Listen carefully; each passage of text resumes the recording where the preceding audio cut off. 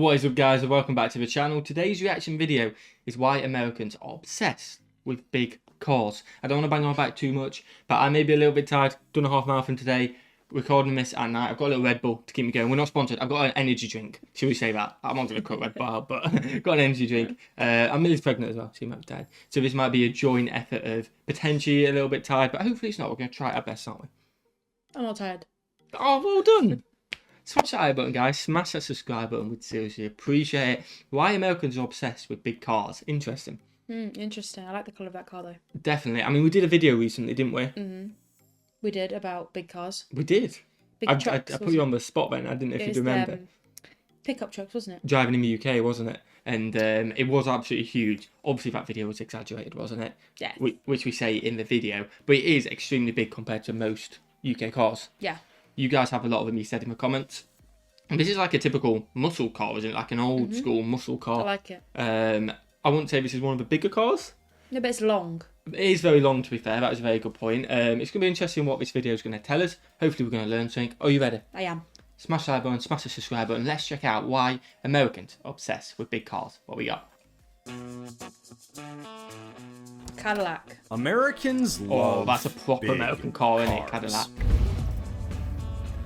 Big cars they're fun, they're roomy. I mean, this thing, when you go down the road in it, people notice it. The Yeah, US it's the is length, the innit? country I of like it. Cadillacs with massive tail fins and oversized pickup trucks. We are all about wide open spaces here, and we drive big cars because we can. Compared with Europe or countries like Japan, the market for bigger cars in America is just, well, bigger. In America Europe, is for bigger. example, They have more small space. cars like Yeah, they do on the roads and stuff like that, don't Yeah. they? And like you said, because they can, why not? We can't really do it in the UK, can we? No, because if you have a massive car in the UK, everyone looks at you, but not out of like amazement. Just imagine if everyone, like, you can get away because that video is exaggerated with one person, but imagine if the person opposite you passing had that exact same car, then you stand no chance. There's a saying in Jersey, isn't there? Whereas you just don't need a big car for Jersey. Yeah, you If don't. you have a big I car don't know in if that's a Jersey, saying, no, but- everyone, like people say, if you have a big car in Jersey, then you're just showing off. Yeah, because you're more likely to hit it. Especially because you've got to Our pass roads- on small cars anyway. Yeah, and because there's like most of the roads are like two-way, but only can fit one car. Two-way, fit one lane, two-way, so you've got to pull into a drive anyway. So if you've got a massive car, good luck. city cars, subcompacts, and compact cars made up more than 35% of sales in 2021. In the US, the same three segments made up just 10%, over 10% wow. of sales. Consumer drop. demand has driven automakers to make vehicles bigger and bigger. Regulatory loopholes favoring trucks, say some industry analysts, have helped the shift. Okay. Big cars are more expensive, often much more, and especially if they burn gasoline, more harmful to the environment. They take up more space a lot on the of money. road and in parking lots. They are also much more fatal in car accidents. Oh, there. Our current For them as system well. of Wow. regulating safety of vehicles is not providing a check on the weight of vehicles and the disparity of weight across the fleet. CNBC looked into America's obsession with big cars and why it matters. It does look nice, the cars like that, don't they? Yeah. This car is huge. It's almost 20 feet. Why are they so big? Because they could be. Gas was a quarter when this That's car always came the out. answer. Who cared what the gas mileage was? And we wanted comfort, and we wanted style, and we wanted space. This is Rick Payton. He is a General Motors loyalist. He loves Cadillacs, and Okay. especially Cadillacs from the brand's heyday in the 50s, 60s, and 70s. Old school. At that time, big cars meant something similar to what they mean today. Luxury, comfort, and status. Driving a lumbering Cadillac or Lincoln Continental signified that you are a person living the good life. My aunt had a 79 Coupe de Ville, and I remember that car as a kid and fondly remember it. He has two classic Cadillacs and a Buick in his garage in Eau Claire, Wisconsin, and several more such cars in a shop a few towns away. This is a Cadillac Eldorado. This was the king of the heap in '55. It's missing a few So parts, this was though. the most expensive car they made. This is the second most expensive car they made in '55. Wow. This is a '55 Fleetwood. So cool things about this. Where would you put gas in this car? Oh, I like that. That's very hidden. Yeah. I actually Doesn't like ruin that. the look Probably of the car. 19 feet Yeah. something. His collection shows the American obsession That's with not big great. vehicles stretches No, back but imagine if you got that decades. light thing on a modern day car, Instead of having the button, she could eliminate the button and have it like you do under your steering wheel or something, or the passenger seat, pull it, that just pops up. That'll be completely hidden. I like it. We need to get that done. That'd be a great idea. Cars such as his Cadillac Fleetwood were the most desirable rides of their day. This was the king of the heap. I mean, they didn't make a more luxurious car in the United States in 1961 than this. This is one of the biggest cars that you could buy at the time. It's This big, was the to be SUV of the day. This is the closest representation of what an Escalade is back then. I like it though. Yeah, they say Ed the Kim trucks are just getting runs bigger as Auto well. Pacific, which conducts surveys and other research for automakers, suppliers, and others in the auto industry. One of the things that researchers commonly ask is, what size of vehicle do you want next time? And there will almost always be a significant number of people that say, I want something bigger next time. Yeah, makes Customers sense. express preferences for bigger vehicles. Automakers respond to that. Take, for example, the BMW 3 Series, an iconic performance sedan. When it was first introduced, it was far smaller than it is today. A lot of people kind of consider the E36 generation, which came out in the early 90s, to kind of be the ideal embodiment of what a 3 Series should be. But it just kept getting bigger, to the point where now it's not so far off from what the 5 Series was not that long ago. Kim says that this kind of size creep, where automakers bulk up a specific model over time, Yeah. might result from misinterpreting survey data.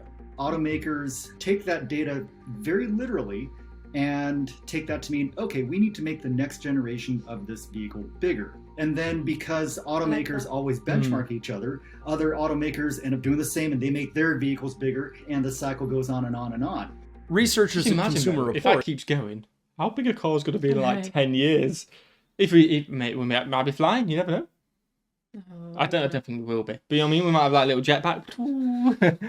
I hope we're not I flying. don't think we will be. We'll just have massive cars. Yeah. have found evidence of size creep, especially among pickup trucks.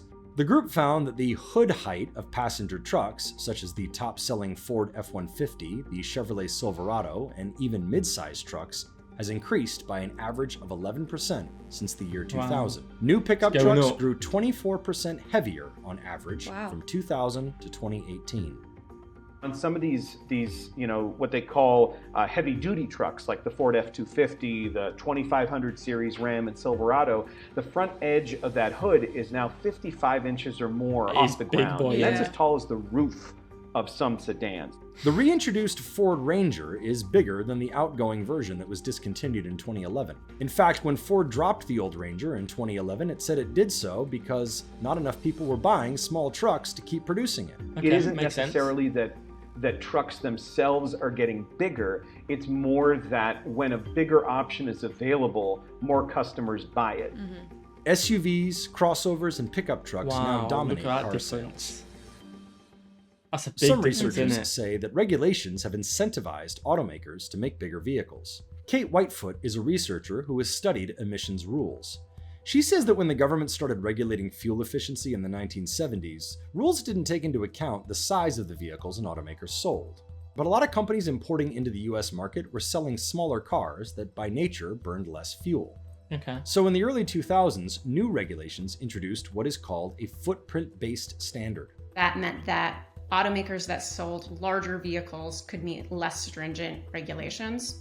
And Oh, that wow. was built out of this desire to kind of protect the US-based automakers and fairly distribute impacts across the different automakers. That created an incentive to build larger vehicles in three ways. One is that the standards themselves are based on the sizes of vehicles that automakers are producing. The more large vehicles they produce, the lower the regulatory target they have to hit is. I'd have thought That it'd be in itself like, can create an incentive. because there is still so many smaller cars about. I'd have thought you need higher regulations to keep your small cars safe, because they're a danger if a big car goes into it. Yeah, maybe. Yeah, Do you know what I mean? I get it. I get they want to go bigger, but Yeah. I'd have thought regulations would have been more strict. Like, no, it's got to be a certain weight. You can't go without weight for the size. Do you know what I mean? But I think they just like it bigger and better. You guys just love I don't big. think they care about that. No. incentive to shift toward larger vehicles. Secondly, the revised rules split vehicles into two categories: passenger cars and light trucks, which Okay. includes SUVs and pickup trucks. If a vehicle is classified as a light truck, then it also has less stringent regulations compared to if it was classified as a passenger car. Lastly, if a vehicle is big enough, it doesn't fall under the rules at all. It is no longer considered a light-duty vehicle. It is Wow. now considered a heavy truck. No rules if it's Whitefoot a and fellow truck. researchers did a study in 2011 that basically predicted the repercussions of such laws. When we evaluate those trade-offs, does this incentive exist under these regulations for automakers to increase the size of their vehicles? And we did see that it could under quite a large set of scenarios. Okay. While the overall size and weight of the fleet haven't changed all that much, they have taken off in certain segments, especially in pickup trucks. Since the mid-1990s, pickup truck weight on average has increased over 1,000 pounds. That's a lot. It has, yeah. Research has found that in the event of a crash, a 1,000-pound increase in weight increases the chance of a fatality by 40 to Wow. 50%. That's scary though, isn't it? The problem is that other people on the road can't choose how big the vehicles that's around true. them are. Yeah. They also can sometimes create situations where a crash that may have been avoidable isn't as avoidable. So we found that some trucks have front blind spots that are 11 feet longer than in some sedans and 7 feet longer than in a lot of popular SUVs. Wow. We've seen like what we you call normally an see 'em? arms race in vehicle size and weight, because if I'm concerned about my own safety, I'm just concerned about, is my vehicle bigger and heavier than other vehicles around me? And so vehicles, as a result, get larger and larger and larger because people just want to outcompete each other. For safety, it Yeah. makes Big sense, cars doesn't tend it? to be more expensive than small ones. We've seen median transaction prices rise pretty considerably over the last few years. Part of that is due to the simple fact that small entry-level vehicles have increasingly been disappearing from US showrooms. Automakers are axing small models. The Toyota Yaris is gone from the US. Ford Wow. discontinued just about all its passenger cars, including its Focus and Fiesta. Chevrolet got rid of the Sonic I didn't and know the that. Cruze. The Hyundai Accent and Kia Rio are on their way out. The Nissan Versa sells just a fraction of what it used to. And that applies for entire brands specializing in small cars, like Fiat. They have left the US entirely. Wow. Meanwhile, Just say, Fiat's 'cause American I would say Fiat, massive over, like, at least in Jersey, in I Europe feel like and it's stuff massive like that. in Jersey and Europe because they've got smaller roads. It's more suited to us. Exactly, like they put. I assume, I don't actually know the figures. I've never looked into it, but from the amount of Fiats I see, it's a great car. It There's seems so like. many Fiats in Jersey. You just think it's popping, but in America, like, nah, not even touching that market. Even it's a billions and trillions of dollar market. If we weren't cost people thinking don't want small. about having a family soon when we got our car, we would have got a Fiat, weren't we? We were Probably, looking at yeah. them. You really wanted one, We didn't were you? looking at them. I'm glad we didn't Sister now. brands, Ram and Jeep, have become tremendously successful, selling some of the most popular I'd love a vehicles Jeep. available today, big One day. SUVs and pickup trucks. While small cars are tough to sell in much of the US, they are still popular where roads are too narrow, gas is too pricey, and parking too scarce to justify hulking pickups or SUVs. Okay. But SUVs are seeing serious growth in Europe too. An analysis from Jado Dynamics has found that in 2018, about 30% They're of new creeping cars up. registered Yep. were SUVs. In 2021, that number had reached nearly 40%. That popularity comes at the expense of small cars, which have gone from 49% of share in 2018 to about 42% in 2021. Okay. That trend has continued in the first half of 2022. Ooh, interesting. There's a possibility that the rise of electric vehicles could change all this. Electric powertrains take up a lot less space in cars than do internal combustion engines. Okay. That's With more interior space, Makes sense. some industry analysts say it is possible Americans will seek out smaller cars simply because new EV vehicle nice. designs will make better use of a car's total footprint. Tastes change too, even after decades of obsession. Peyton has lately Old developed a school. fascination with small, agile British cars. He bought a 1961 MG-A, which is dwarfed by the size of his Cadillac. I've always flirted with British cars. They're interesting. They look at a different way to do it. American GIs became I obsessed think with cars interesting is definitely the word, isn't it? Yeah, definitely. like these during World War II. That obsession unnerved American car makers enough to prompt the creation of a new generation of smaller, more agile American cars, such as the Corvette, the Ford Thunderbird, and eventually the Ford Mustang, each a legend in its own right. The whole start of the Americans' love affair with the automobile and sports cars, that all came out of English cars. Go on, England. There you go. Interesting. Enjoy that? It was interesting. It made a lot of good points as well. Let us know your thoughts on the comments below. What are you, a big car person, small car? I'm guessing a lot of them are big car person. I'm like a medium-sized car. Yeah. We've got a. Would you class ours? We've got a as Duke. I'd say that's SUV, medium. Like a. Yeah, I don't know. What's a Maybe a Nissan small Duke? SUV. Maybe a small SUV. Let us know in the comments what you think of Nissan It's a Duke hatchback, is. isn't it? So. Yeah, it is a hatchback. Smash the like button, guys. Smash the subscribe button. Let us know that question. I'm not 100% sure, but I know what you mean. It is bigger than a normal car, smaller than big cars. Yeah. So it's in that middle ground. If we had a isn't it? cash key, I would say that was an SUV. Yeah, we don't have a But cash it's key a though. tiny bit smaller than a cash key. Yeah. We're getting a Range Rover anyway. Oh, where's that come from? Millie really wants one. In 4 years, maybe. But we definitely can't afford one, so maybe in the future if we win a lottery. Smash the like button, guys. Smash the subscribe button and watch the video. Have a fantastic day. And we will see you legends in the next one. Peace.